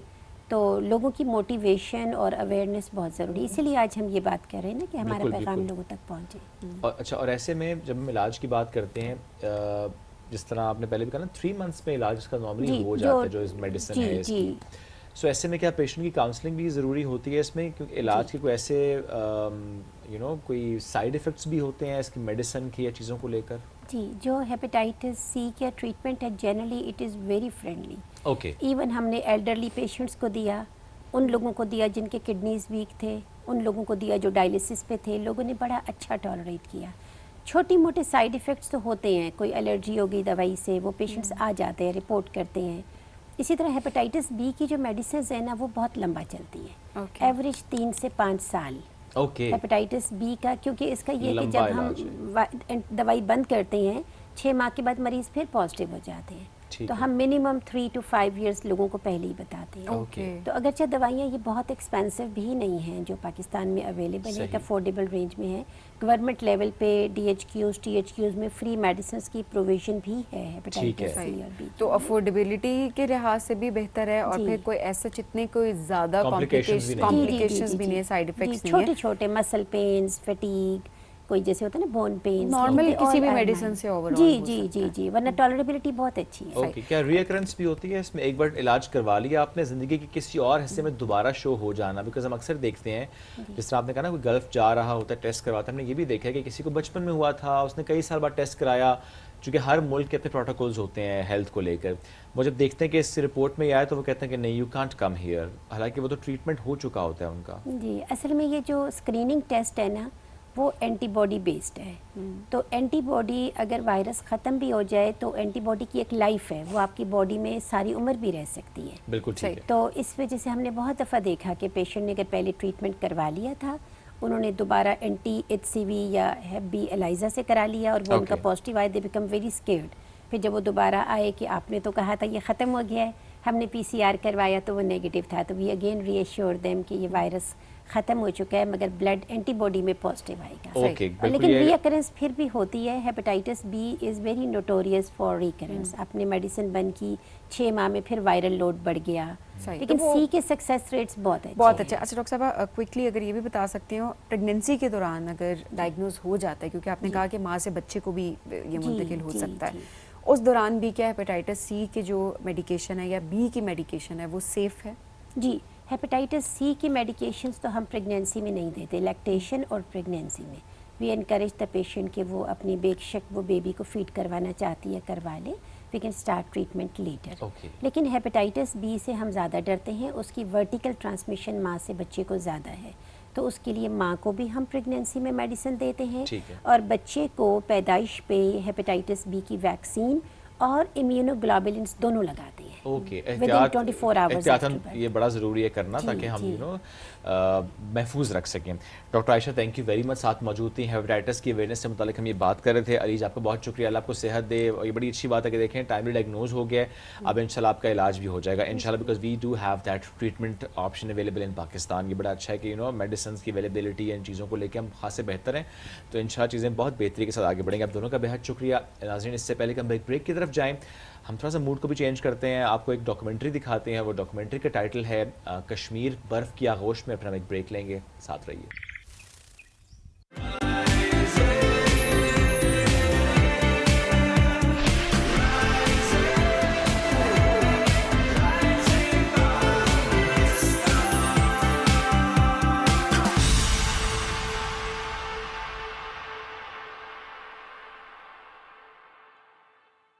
मैं रहूं strong vitamin C, B6, D3 और जरूरी कैल्शियम के साथ। CAC 1000+। Take care of yourself. तमाम दवाएं बच्चों की पहुंच से दूर रखें। तबीयत ज्यादा खराब हो तो डॉक्टर से रुजू करें। दवा के इस्तेमाल से मुज़िर असरात की सूरत में इत्तला मुताल्लिका कंपनी और ड्राप को दें। अहमद बेटा, चलो उठ जाओ। मम्मा, हाँ, पेट में बहुत दर्द है। कैविटी है क्या? मैं स्कूल कैसे जाऊंगा? आज फिर स्कूल छोड़ो। ओके मम्मा। तुम ना एक्टिंग स्कूल जाओ, अच्छी कर लेते हो ड्रामेबाज। हर माँ जानती है कि कोलगेट मैक्सिमम कैविटी प्रोटेक्शन का फ्लोराइड और कैल्शियम बूस्ट दे पूरे 24 घंटे तक कैविटी से हिफाजत। 24 घंटे तो कैविटीज का कोई चांस ही नहीं। Colgate maximum cavity protection. सिर्फ एक कप? खुद ही तो महंगाई लगे रहते हो, मैंने सोचा थोड़ी बचत कर लूं। मतलब 2 लोग एक ही कप में पिएंगे? नहीं, आप देखेंगे। मुझे पता था। क्या करूं? इससे बनते ही 2 कप हैं। समझते हैं एक दूसरे को, इसीलिए बने हैं एक दूसरे के लिए। From Nestle। डैड, ये मेरे प्रॉब्लम्स हैं। अगर तुम अपने मामलात अच्छी तरीके से संभालती तो आज राफे तुम्हारे साथ होता।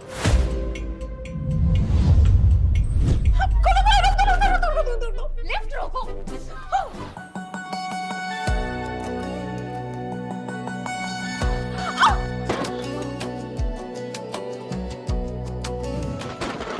मैंने हमेशा बारिश को देखा है, कभी भीगने का एक्सपीरियंस नहीं किया। जब बारिश होती है ना, हम तो दीवानों की तरह बारिश को एंजॉय करते हैं। होल्ड योर कोर्सेस वरना सब खराब हो जाएगा। सबसे ज्यादा नुकसान सारा का, मैंने उसे बहुत दुख दिए, बहुत। बहराम को कंपनी का प्रेसिडेंट बना दिया, और जो मैं 5 साल से इतनी मेहनत करी वो सब बेकार जाएगी क्या? तुम्हारे साथ कोई ज्यादती नहीं होने देंगे।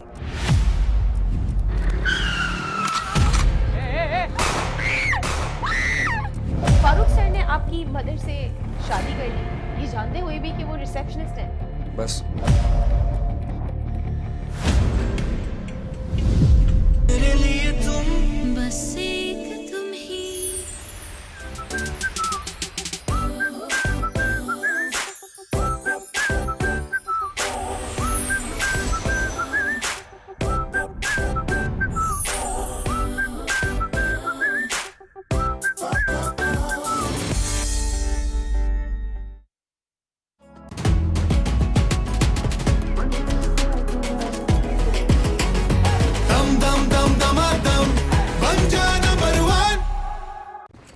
अहमद बेटा, चलो उठ जाओ।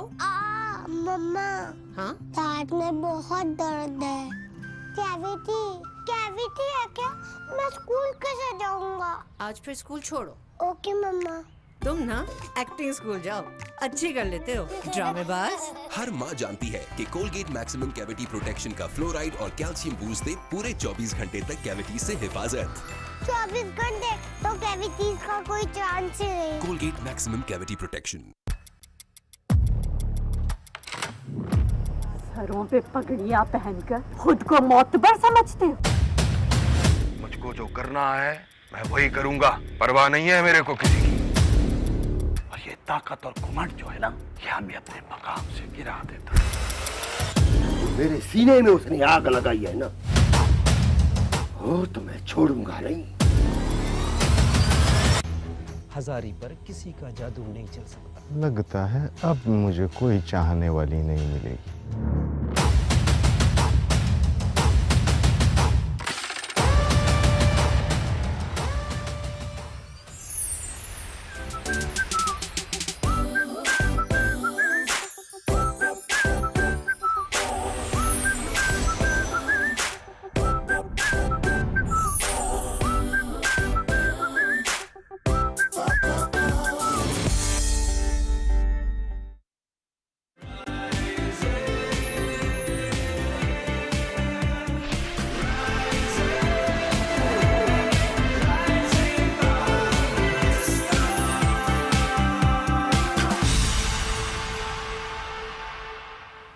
वेलकम बैक जो राइजिंग पाकिस्तान में आपको कहेंगे खुश आमदीद। इम्पॉर्टेंट टॉपिक जिस पे आज हम आगे अभी गुफ्तगू करने वाले हैं वो ये कि हमने अपने घर के बच्चों को, जो जाहिर है स्टूडेंट हैं, उनको हमने किस तरह से जहनी दबाव का शिकार किया हुआ है। ये ग्रेड्स लेने हैं, वो ग्रेड्स लेने हैं, रिज़ल्ट आया तो जी इतने % मार्क्स क्यों नहीं आए, आपने अगर स्कोर करना है तो आपने इतना स्कोर क्यों नहीं। तो देखिए जो जहनी दबाव है हमारे जो यंगस्टर्स हैं उनके ऊपर जब आता है तो कैसे उनके अंदर ख़ुद एतमादी ख़त्म होती चली जाती है, उनका कॉन्फिडेंस लूज़ हो जाता है।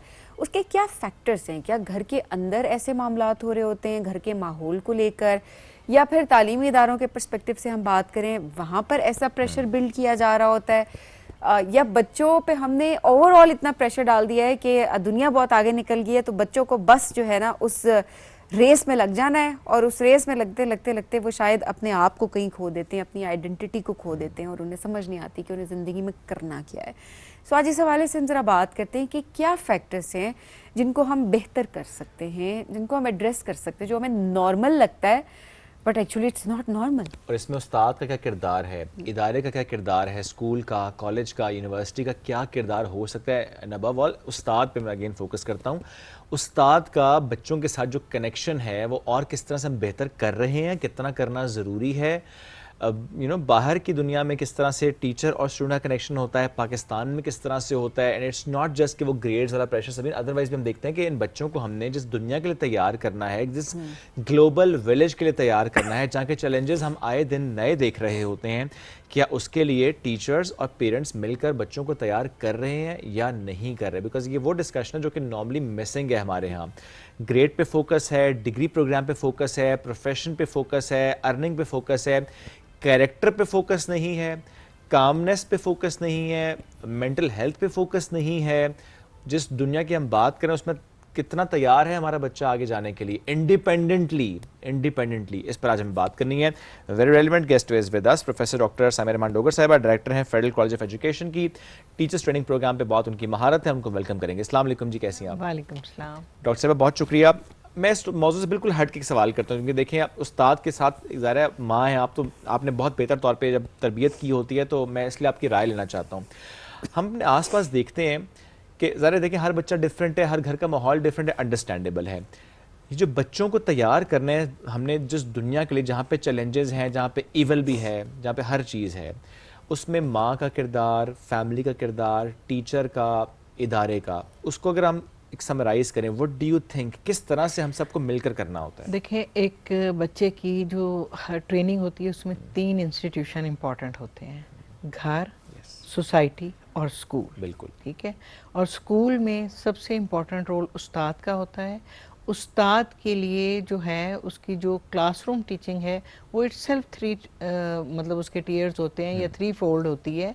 उसमें एकेडमिक ग्रूमिंग, उसमें पर्सनैलिटी ग्रूमिंग और स्किल डेवलपमेंट। पर्सनैलिटी ग्रूमिंग जिसमें कि उसकी शख्सियत को माशरे के लिए आने वाले कल के लिए तैयार करें, कैरेक्टर उसमें शामिल है, कैरेक्टर शामिल है। और स्किल डेवलपमेंट वो स्किल सिखाएं जो आगे जॉब मार्केट में वो अपने पाँव पे भी खड़ा हो सके। और इसके साथ साथ एकेडमिक ग्रूमिंग, जो कुछ भी हम उसे पढ़ा रहे हैं, देखिए पढ़ाना तो है, किताबें, लाइब्रेरियाँ खुली पड़ी हैं। अब इंटरनेट पे बहुत मवाद मुयस्सर है, आर्टिफिशियल इंटेलिजेंस बहुत बच्चों की हेल्प कर सकती है, ऑनलाइन डिग्रियां हो सकती हैं, लेकिन उस्ताद को रिप्लेस नहीं किया जा सकता। और इस वक्त तो उस्ताद का रोल इसलिए भी ज़्यादा अहम है क्योंकि कल मेरे पास इंफॉर्मेशन सिर्फ वही होती थी जो मेरा उस्ताद मुझे देता था। आज पूरी दुनिया बच्चे को दे रही है, वो ग्लोबल विलेज के अंदर रह रहा है, तो उसको क्या चीज़ सही है, क्या चीज़ गलत है, आर्टिफिशियल इंटेलिजेंस हो या उसका इंटरनेट हो, हर चीज़ का इस्तेमाल किस हद तक है, क्या करना है, ये उसको उस्ताद ने बताना है। आज के उस्ताद का मसला ये है कि वो उस्ताद की बजाय ट्यूटर बन चुका है। अकेडमियों का बिजनेस किस कदर चल रहा है, जो आपने अभी ग्रेड्स की बात की, वहाँ कौन है, सब उस्ताद ही है ना। और वहाँ पर जब नंबरों की दौड़ है, इखलाकी तरबियत के ऊपर कोई नहीं है। मुझे ये याद है कि मैं जब कॉलेज में पढ़ती थी तो एक रोज़ मैं स्टेज पे चल के एक साइड से दूसरी साइड पे जा रही थी और मेरी उस टीचर जो है वो नीचे बैठी हुई थी और उन्होंने मुझे कहा कि आपने फुट स्टेप इतना उठाया और इतना नहीं उठाना चाहिए था। देखिए ये एक उस्ताद की तरबियत थी। अब जब मैं उस्तादों से पूछती हूँ कि आप बच्चों को ये बताते हैं तो ये चीज़, ये हमारा काम तो नहीं है, ये तो पेरेंट्स का काम है। नहीं, सबका मिलकर है। बच्चा जो है वो हम सब की जिम्मेदारी है। और जब पेरेंट्स अपना बच्चा मेरे पास भेजते हैं उस्ताद के पास, तो एक चीज़ ज़हन में रखें कि अपने घर की सबसे कीमती चीज़ भेज रहे होते हैं। जब वो सबसे कीमती चीज़ भेज रहे होते हैं तो मुझे उतनी ही रिस्पॉन्सिबिलिटी से उसका ख्याल भी रखना है। मैं क्लासरूम में वक्त पे नहीं आ रही, मैं उसको कह रही हूँ मेरे पास आप ट्यूशन पढ़ने के लिए आना, मैं उसको जो है कह रही हूँ कि मुझे बहुत जल्दी है, ये मैं बाद में करा दूँगी, अभी मैंने अपने ट्यूशन सेंटर पे जाना है।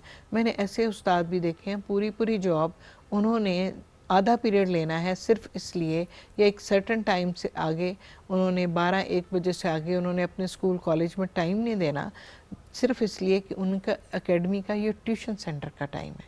सही। देखिए वो उस्ताद नहीं है, वो एक ट्यूटर है। और ये ट्यूटर जब हमारे बच्चों को जो फिर कर रहे हैं, जो जिस तरह से ट्यूटरशिप से 80s के बाद में, या आप समझ लें 90s के बाद ये ज़्यादा ट्रेंड हुआ है, तो अब उसमें आप देख लें कि सोसाइटी में हमारा सोशल फैब्रिक भी ज़्यादा रप्चर हुआ है, उससे पहले का इतना नहीं है। और मैं ये समझती हूँ कि इसकी जिम्मेदारी उस्ताद की है। उस्ताद ने जब अपना रोल चेंज किया, जब अपना रोल जो है उसने सिर्फ ट्यूटर का रख लिया, फ्रॉम टीचर टू ट्यूटर, हाँ टीचर टू ट्यूटर, ये जो शिफ्ट पैराडाइम शिफ्ट हुआ है ना हमारी सोसाइटी में, इसमें हमारे सोशल फैब्रिक को बहुत ख़राब किया है। बच्चों की लैंग्वेज देख लें, बच्चों का उठना बैठना, सोशल मीडिया पे उनकी लैंग्वेज नज़र आती है ना, वही बच्चे जो मेरे सामने कॉलेज में इस तरह से नहीं मतलब ठीक है मेरे सामने इतनी गुफ्तगू नहीं करते, उन्हीं का मैं सोशल मीडिया प्रोफाइल बाज़ औक़ात विज़िट करती हूँ, उन्होंने बड़ी ही गलत ज़ुबान इस्तेमाल की होती है जो कि मतलब इंतहाई नामुनासिब होती है। और मैं ये समझती हूँ कि फिर इसमें उस्ताद का रोल है, क्योंकि ज़ुबान हो, कलम हो, इसको आप जितना संभाल के इस्तेमाल करें और इसका संभाल कर इस्तेमाल जो है वो उस्ताद ने सिखाना होता है। अच्छा डॉक्टर साहबा, इसमें कहीं ना कहीं शायद पेरेंट्स का भी कसूर होता है, बिकॉज मैं आज के पर्सपेक्टिव से बात कर रही हूँ कि अक्सर मेरे इर्द गिर्द भी एग्जांपल्स हैं कि पेरेंट्स बच्चों को कुछ कहने भी नहीं देते। अगर वो पेरेंट्स टीचर मीटिंग में जा रहे हैं या अपने बच्चों को मैंने ये कहते हुए देखा है कि आपकी टीचर हैं, तो वो एक जो हमने जेंटल पेरेंटिंग और ये अपने आप को इतना मॉडर्नाइज कर दिया है कि हम शायद बेसिक एथिक्स और मैनर्स भूल गए, हम टीचर की भी रिस्पेक्ट भूल गए। क्योंकि मैंने ये भी कहते सुना है पेरेंट्स को अपने बच्चों को कि वो टीचर हैं, उन्हें तो अपने लिमिट में रहना चाहिए। ये मैं वो लफ्ज़ बोल रही हूँ जो मैंने अपने कानों से सुने, जो सिचुएशन मैंने अपनी आंखों से देखी है कि वो बता रहे हैं, क्या बच्चा बता रहा है कि मेरी टीचर ने मुझे कहा कि ये हेयर कट ना कराओ ना, या ऐसा कुछ। तो माँ ने आगे से कहा कि टीचर का क्या काम बनता है, उसका काम है पढ़ाए, आपको उसको स्नप करना चाहिए। अब जब ये सिचुएशन क्रिएट हो जाएगी कि हम उस्ताद का दर्जा ही नहीं बच्चे को बताएंगे, डिसरिस्पेक्ट करना सिखाएंगे, और ये इसको हम बोलेंगे जी बाउंड्रीज सेट करना, सो कॉल्ड बाउंड्रीज जो हम बात कर रहे हैं। अच्छा, इसमें बड़ा एक अफसोस की बात है कि हमारे सोसाइटी में इस वक्त जो है स्कूलिंग जो है वो 3 तरह की चल रही है। एक पब्लिक स्कूलिंग, एक प्राइवेट स्कूलिंग और एक मदरसा, और उन तीनों के जो बच्चा है उसको मैंने ये एक्सपेरिमेंट अपने तौर पे किया, उन तीनों के बच्चे को एक सोशल सिचुएशन दें तो वो तीनों 3 डिफरेंट सॉल्यूशंस बताते हैं। ओके। जो आप बात कर रही हैं कि बच्चे पेरेंट्स बहुत डोमिनेट कर रहे हैं, वो जो हैं वो जो हैं आमतौर पे प्राइवेट या एलीट स्कूल्स हैं, वहाँ पर पेरेंट्स इस चीज़ को पसंद नहीं करते कि बच्चे को कुछ कहा जाए। पब्लिक स्कूल में इस तरह से नहीं है, वहाँ पर ये है कि पेरेंट्स सपोर्ट भी करते हैं, पेरेंट्स टीचर्स के साथ भी मिलके काम करते हैं। अगर मदारस में देखा जाए तो उसमें पेरेंट्स बिल्कुल ही अपना रोल प्ले नहीं करते, वो कहते हैं सब कुछ मदरसा ही करेगा, सब कुछ मदरसा। ये भी देखें 2 एक्सट्रीम्स है ना, ये हाँ, भी गलत ये है। बिल्कुल 2 एक्सट्रीम है। मैं एक दिन गाड़ी पे जा रही थी तो एक पब्लिक प्रोटेस्ट हो रहा था, तो उसमें कुछ बच्चे एक बिल्डिंग के शीशे तोड़ रहे थे, वो पत्थर मार के। मैंने गाड़ी साइड पे रोकी और बच्चों से पूछा, बेटा आप ये क्यों तोड़े? कहता पता नहीं, हमारे उस्ताद जी ने कहा है। ठीक है, अब वहाँ पेरेंट्स ने बिल्कुल ही अपना रोल छोड़ दिया, उस्ताद जहाँ ले जाके जो मर्जी उनसे करवा ले। तो वो जो है मेरे ख्याल में, जब मैं कहती हूँ कि सोसाइटी, पेरेंट्स और टीचर्स ये तीनों मिल के करेंगे, और जहाँ पर जिसका रोल अपना नहीं होगा वो काम खराब हो जाएगा। प्राइवेट सेक्टर को हम इग्नोर नहीं कर सकते, Yes. क्योंकि इसलिए नहीं कर सकते कि हमारा जो एकेडेमिया है, पब्लिक सेक्टर, वो पूरे मुल्क की नीड्स को केटर नहीं कर रहा। 60% 40% जो है प्राइवेट सेक्टर हमारे साथ है, और उसको हमारे साथ चलना है, वो हमारी ज़रूरत है। जब वो हमारी ज़रूरत है तो इसको यूनिफॉर्मिटी लाने के लिए, या पेरेंट्स भी कहते हैं इतनी फीसें आपको किस लिए दी हैं, ठीक है आप ही मेहनत सिखाएं, इसका मतलब है उन्होंने अपनी जिम्मेदारी से पीछे हट गए। तो फिर जो उस्ताद ने अगर सिखा दिया और वो आपके लिए नाकाबिले कबूल हुआ तो ठीक है ना, या स्कूल के माहौल ने ऐसा कुछ सिखा दिया जो आपके घर में माहौल नहीं है, तो फिर क्या? तो क्या होगा? अच्छा, ये जो आपने कहा ना कि रेस्ट ऑफ द वर्ल्ड में कैसा है, रेस्ट ऑफ द वर्ल्ड में फॉर्चुनेटली ऐसा नहीं है। उनकी ये ठीक है, उनका कल्चर हमसे डिफरेंट है, उनके वैल्यूज़ हमसे डिफरेंट हैं, लेकिन वहाँ पर इतना नहीं है। वहाँ उस टीचर यूनिवर्सिटी का हो या जो स्कूल का हो या कॉलेज का, वो बच्चों के साथ फ्रेंडली है, वो बच्चों के साथ कनेक्टेड है। बल्कि जो ये ऑनलाइन रिसोर्सेज हैं वो उनको इतना काम देते हैं कि वो कहा जाता है, जब हम टीचर ट्रेनिंग कराते हैं कहते हैं 24/7 उसको अपने इर्द गिर्द बिजी रखें। 2 मिनट की एक वीडियो क्लिप दे दिया, आप इसको करके अपना टेक अवे लिखें, आप कोई क्वेश्चन उसने दे दिया, आप मुझे इसका आंसर करें।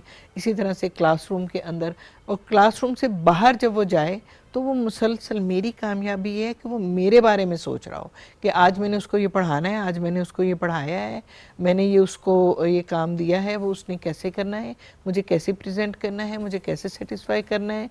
मैं ही उसको सिखाऊंगी कि उसने अपने पीयर्स के साथ कैसे इंटरेक्ट करना है, उसने गाली नहीं देनी, प्यार से बात करनी है, क्योंकि ये सारी चीज़ें तो उस्ताद के, ठीक है पेरेंट्स के करने की भी है, यहाँ पर यही है कि तीनों टीयर्स मिलके ही काम करें तो ही है। लेकिन उस्ताद का रोल आप इग्नोर नहीं कर सकते। सोसाइटी में जिस वक्त से उस्ताद ने ट्यूटर बना है, हमारा ये जो है वो ख़त्म हो गया है। आप एक बिल्कुल समझ लें कि प्राइवेट इंस्टीट्यूशन से या एक अच्छे इंस्टीट्यूशन से पढ़े हुए बच्चे को अगर आप देखें तो उनकी बॉडी लैंग्वेज, उनका मैनरिज्म आपको नज़र आएगा। जब वो एकेडमिक ग्रूमिंग या पर्सनैलिटी ग्रूमिंग यही है ना, तो स्किल डेवलपमेंट भी यही है। मेरी कामयाबी ये नहीं है कि जो आपने बात की है कि मार्क्स इतने आ गए, मार्क्स कितने आ गए।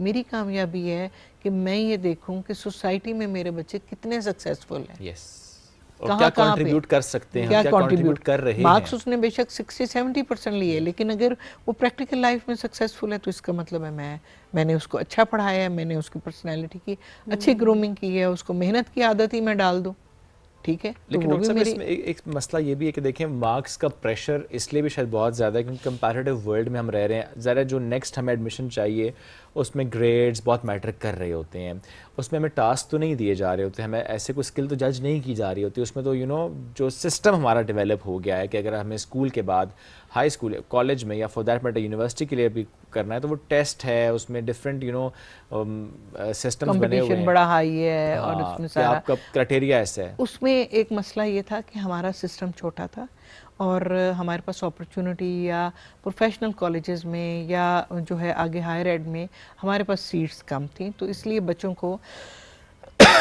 उस दौड़ में लगना पड़ रहा था। लेकिन पिछले 2 साल में जो एडमिशन का ट्रेंड है उसमें कंप्यूटिंग के अलावा तमाम जो हैं बाकी इस साल मैट्रिक के इस साल जो MBBS है उसकी 400 सीट बेकार गई, उनमें एडमिशन नहीं हुआ। तो एडमिशन ट्रेंड भी चेंज हो रहे हैं, उससे शायद ये जो है एकेडमी माफिया ये भी कम हो सके, और उससे जो है अगर ये इतना ट्यूशन का रवाज भी कम हो जाए तो सोसाइटी में, तो वो माशरे में बेहतरी आने की काफ़ी इम्कान है। अच्छा, जो आपने बात की MBBS में इतनी सीट्स जो रह गई खाली, इसकी वजह क्या सिर्फ ये थी कि जो एक बेंचमार्क सेट किया हुआ था मार्क्स का वो नहीं ले सके, इंटरेस्ट कम हुआ है बच्चों का, किसी और प्रोफेशन की तरफ इंटरेस्ट डेवलप हो गया है, जाके MBBS चूँकि देखें महंगा तो है, उस वजह से भी ये एलिमेंट है? दोनों चीज़ें हैं, MBBS का महंगा, हायर एड की डिग्रियों की महंगाई, सेकेंडली ट्रेंड चेंज हुआ है, कंप्यूटिंग की तरफ ज़्यादा हो गया है, टेक्नोलॉजी, और उसके बाद कोविड के बाद जो वर्क फ्रॉम होम का है उनमें बच्चों को, अब बच्चा जो है मेरा जो है वो उसको मैं सिर्फ पाकिस्तान के लिए तैयार नहीं कर रही, वो इंटरनेशनल ग्लोबल मार्केट के लिए, ठीक है। और ये किसी हद तक अच्छी भी है कि उसको फौरी तौर पे वो ग्लोबल मार्केट में काम पकड़ लेता है, वो यहीं बैठ के कर लेता है, बैठे आप कनेक्ट होते हैं, वो वीज़ा का उसको इशू नहीं है, उसको मूव नहीं करना, वो अच्छी हैंडसम अर्निंग कर रहा है। सो ख़ास तौर पे मेल्स में ये जो अर्निंग की तरफ जल्दी जाना, और इसमें उससे भी ये जो है वो लंबी एकेडमिक डिग्रियां जो हैं, ट्रेंड्स चेंज हुए, और ये सिर्फ पाकिस्तान में नहीं है, पाकिस्तान से बाहर भी हुए हैं, लेकिन उन्होंने अपनी डिग्रियों के डिज़ाइन चेंज किए। हाँ, हमने नहीं किए, हमारा MBBS वही है अभी तक, हमारा इंजीनियरिंग प्रोग्राम वही है। उन्होंने शॉर्ट जो है वो अल्टरनेट पाथवेज बना दिए हैं कि नर्सिंग के पाथ से आप आ जाएं, आप 1 साल का पढ़ के कोई प्रैक्टिकल लाइफ में चले जाएं, हॉस्पिटल में किसी लोअर जॉब पे, फिर वापस आ जाएं, फिर चले जाएं, सिर्फ MBBS नहीं बाकी भी डिग्री ताकि साथ-साथ आप अर्न भी करें और डिग्री मुकम्मल भी करें, प्रैक्टिकल लाइफ का एक्सपीरियंस भी लें, वो जो मैं कह रही हूँ पर्सनैलिटी भी ग्रूम होती है, स्किल भी डेवलपमेंट होती है, और एकेडमिक ग्रूमिंग भी, ये तीनों चीज़ें साथ साथ चल रही होती हैं। और इसमें मेन रोल उनके उस्ताद का होता है कि उस्ताद उनको एक एक लम्हा गाइड करता है। ना बड़ा सोच के कि अच्छा इस बच्चे को ये पाथ मुझे गाइड करना है, बिकॉज सारे बच्चों को सेम पाथ भी गाइड नहीं कर सकते। हाँ, अच्छा आप जो मतलब बात कर रहे हैं कि ठीक है उस्ताद का हमने रोल जो है वो बच्चे माइंड करते हैं, लेकिन हमें भी इस वक्त बड़ी कंपेटिटिव वर्ल्ड में है।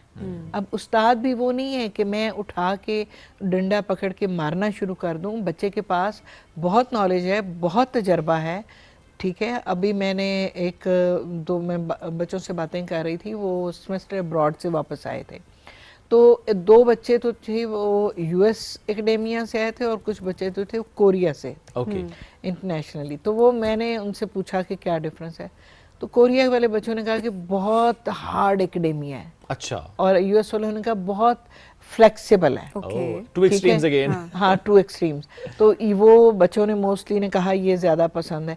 अब बच्चों के पास एक्सपोजर बहुत है, मेरे लिए कोरिया या US एक नई दुनिया थी, आज के बच्चे के लिए नहीं है। वो इंफॉर्मेशन जो है इंटरनेट से फौरी तौर पे लेता अच्छा, है। क्या ये टीचर के लिए बड़ा चैलेंज अब हो चुका है? बिल्कुल कि हो जो चुका टीचर है। क्लास में पढ़ाने जा रही है वो बच्चे को ऑलरेडी पता है, क्योंकि वो चैट GPT है और उससे कहीं ज्यादा हाँ, पता है। हाँ, और काफी ज्यादा इन्फॉर्मेशन ठीक भी नहीं होती है, बिकॉज कुछ भी अवेलेबल नहीं, जो भी इंटरनेट पे अवेलेबल है जरूरी ऑथेंटिक सोर्स नहीं होता ना, ऑथेंटिक नहीं होता। लेकिन इसको बच्चे को ये टीचर ने जो है वो हैंडल करना आना चाहिए। देखिए, आपने एक लफ्ज़ सुना होगा शायद कभी जहन से, मिसकंसेप्शन, ठीक है, ये पहले भी था। टीचर ने कुछ पढ़ाया, मेरे जहन में मैंने जब पढ़ा और पढ़ाया 2 बहुत फ़र्क चीज़ें, मैंने अपने हिसाब से उसको कुछ परसीव कर लिया, कुछ समझ लिया, बाद में वक्त के साथ साथ ज़्यादा पढ़ा तो वो एक्यूरेट बात समझ आई। तो चैट GPT भी बच्चा उनको कह दें आप निकालिए चैट GPT से, ठीक है, और आप निकालिए, इसमें से एनालाइज कीजिए कौन सा अच्छा है, ठीक है।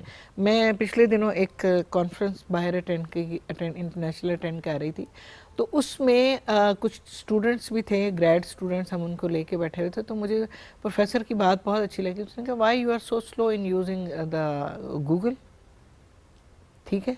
कहते हैं इन्फॉर्मेशन निकाल के 10 इन्फॉर्मेशन निकाली है, उसमें से मुझे बताओ कौन सी सही है, और जो आप समझते हो सही है वो मेरे साथ डिस्कस करो। देखें, हमें उस्ताद को अपनी पेडागोजी चेंज करनी है, उस्ताद को अपडेट होना है। आर्टिफिशियल इंटेलिजेंस आ रही है, गूगल आ रहा है, उसको नहीं हम रोक सकते। हमें अपने आप को एडजस्ट करना, उसके अपने आप को हमें अपग्रेड करना। बड़ी अच्छी बात आपने की है, लेकिन देखें ये अगर तमाम उस्ताद या मैक्सिमम उस्ताद इस तरह करें कि no matter what subject they are teaching, हाँ। कि डिस्कशन में लेकर आए कि अच्छा अगर आप एआई के थ्रू हासिल करें इन्फॉर्मेशन, लेट्स डिस्कस दैट। हाँ कीजिए, हाँ। आप बता दें उन्हें, मैंने ये वाला लेसन प्लान तैयार किया, मैंने एआई से पूछा था, तो एआई ने ये बताया, मेरे नज़दीक ये है, असल बात ये है। ठीक है, इस तरह हम बच्चे को ऑनेस्टी सिखा रहे हैं। ये दिस इज द डायरेक्ट, और आप जिसको कहते हैं ना हिडन करिकुलम, आप उससे ऑनेस्टी सिखाते हैं। भी तो नहीं करना ना टेक्नोलॉजी को लेके। हाँ। आज भी देखें हमारे जो मतलब टीचर्स हैं वो यही बात कर रहे थे बच्चों को कि जी चैट जीपीटी से देखा है, एआई का यूज़ किया जा रहा है। अब देखिए इनका इस्तेमाल अगर नहीं किया जाएगा तो बच्चा तो कुछ सीख नहीं रहा। और जब हम एक ये बात करें ना कि ग्लोबली अब जाके उसने कम्पीट करना है, आगे दुनिया में आगे बढ़ना है, तो पूरी दुनिया में तो इस्तेमाल किया जा रहा है एआई को। जब रेडियो आया था सब कॉन्टिनेंट में, तो रेडियो एक वो पता नहीं हराम था या क्या था। इसी तरह टीवी आ गया, वो भी हो गया, लेकिन ना तो टीवी की तरक्की रुकी, ना तो रेडियो की रुकी, उससे आगे बढ़ता गया। ठीक है, और जिन्होंने छोड़ा सर सैयद अहमद खान ने कि फिर उन्हीं मुसलमानों को आगे लाए, तो वो खुद ही पीछे रह गए। ठीक है, तो इसलिए हमें बच्चे को आगे लाना है, और उसके लिए सबसे पहले वही बात है कि पेरेंट्स और टीचर को मतलब ये पता होना चाहिए कि क्या है। फॉर एग्जांपल मेरे घर में मेरे बच्चे अपनी किसी भी चीज़ को पासवर्ड नहीं लगा सकते, क्योंकि मैंने नहीं लगाया, और मेरी हर चीज़ खुली है उनके सामने, खोल लो। हाँ। ठीक है, तो इसी तरह मुझे भी एक्सेस होना चाहिए कि मैं उनके आई थिंक ये बड़ा अच्छा रूल है। लेकिन आज का बच्चा तो पता नहीं आपने वैसे कैसे किया, मैं कहूँगी आप भी माओ को जरा ये टिप जरूर दें, क्योंकि ये बच्चों की तो आजकल प्राइवेसी ऐसी है, ये तो पासवर्ड तो बड़ी दूर की बात है। वो पास बैठ के फोन यूज नहीं करते। कहते हैं हमारे कमरे में आप नॉक करके एंटर हो, चले वो एक मैनर्स एंड ऑल दैट वो अलग बात है। हाँ। लेकिन उनको ये होता है कि ज्यादा देर भी आप पास बैठे, शुएब वाली बात कि वो कहते हैं जी हमारी प्राइवेसी डिस्टर्ब हो रही है, आप क्यों हमारे फोन में sneak out and all that. तो मैं तो हैरान होती हूँ इस बात पे कि हाँ, नहीं तो आप अपना फोन दे दीजिएगा ना बेटा, आप मेरा चेक कीजिए। ठीक है।